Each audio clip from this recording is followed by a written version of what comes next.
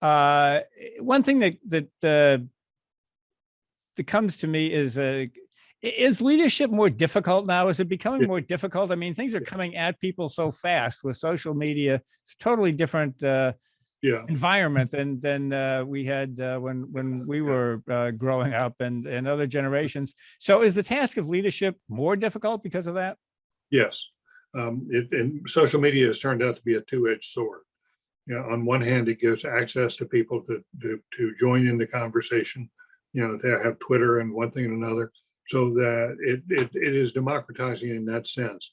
But we also know that it is the other side of that sword, is that time and time again, it's being used and exploited by people who want to bring you disinformation, persuade you that things aren't true. And that say, for example, that Donald Trump was wrongfully denied the presidency. That just isn't true, but it's taken hold in certain parts of our population. So I think it is harder to govern, and it's. I saw a study the other day that came out that basically, when a big national news story breaks, you'll have about 4 days of intense coverage, but after that, the searchlight moves on to other things. This may happen now in what's going on with the shootings in Texas and Buffalo.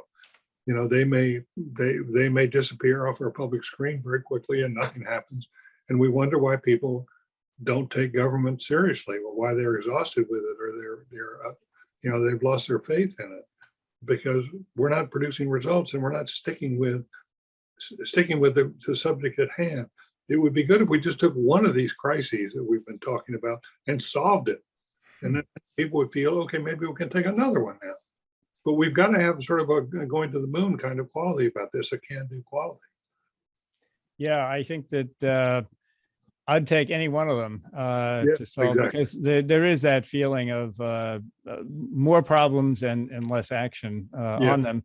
But I want to just close on an optimistic note that you nevertheless are a long-term optimist, and obviously we share that with you at the Concord Coalition. Otherwise, would go out of business, because you have to, with a lot of these things, whether it's the budget, is leadership, climate change, a lot of these things, you take incremental now for a better long-term future. And I do think there are glimmers of hope out there. I do think that the number of young people, emerging people, I think they're discovering that they can make a difference.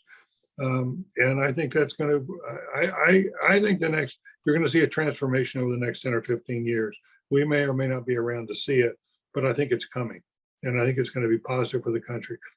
People should just remember who we are. We've overcome great difficulties, existential threats in the past, early in the Republic, Civil War, the Great Depression, the World War II, and all of them, we ultimately prevailed. We will ultimately prevail here unless we lose our will, unless we lose our way and lose our true